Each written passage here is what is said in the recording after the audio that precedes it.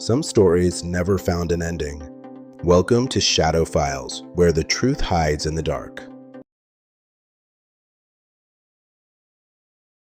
In 1959, 9 experienced Russian hikers set out to conquer one of the most brutal mountains in the Ural Range.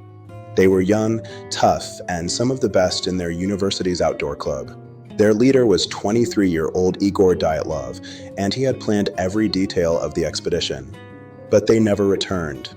What rescuers eventually found on that mountain is still considered one of the strangest mysteries in modern history.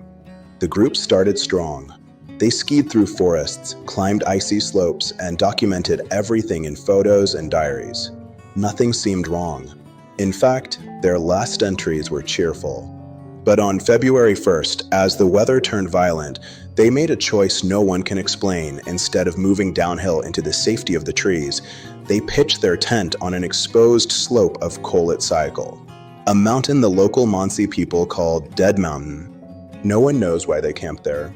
And that decision is the beginning of their nightmare. Weeks passed with no word. Families panicked. Search teams were sent. And on February 26th, rescuers found the tent. What they saw made no sense.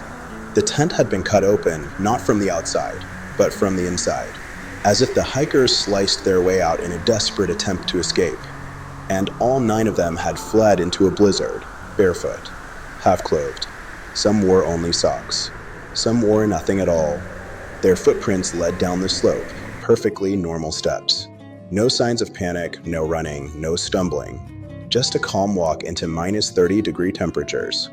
The first 2 bodies were found at the edge of the forest, under a cedar tree. They had built a small fire, but their hands were scraped raw, as if they had climbed the tree in terror, trying to escape something. 3 more bodies were found between the tree and the tent, frozen in the snow, curled toward the campsite, as if they were trying to crawl back. It took months to find the remaining 4. They were discovered in a ravine, buried under several feet of snow. And these bodies, these are the ones that turned the whole case into a legend. 2 of the hikers had massive chest fractures, the kind of internal damage you'd expect from a high-speed car crash.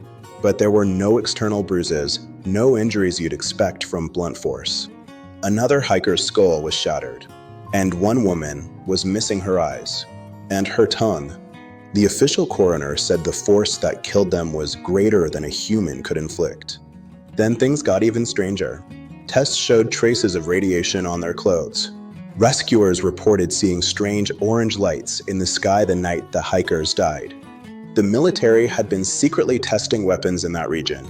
And indigenous Mansi hunters said the mountain was cursed, a place where the wind carried voices. With no clear explanation, theories exploded. Some said the hikers were caught in a Soviet weapons test. Others believed infrasound, low-frequency sound waves, triggered panic and hallucinations. Some blamed an avalanche, even though the terrain barely supports one. And then there are the more supernatural theories. UFOs, creatures in the woods, something stalking them that night. But the truth is, the case has never been solved. Not officially. Not completely. Every clue contradicts the next.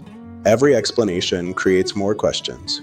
The only thing we know for sure is that 9 people walked out of their tent into a frozen darkness they didn't understand.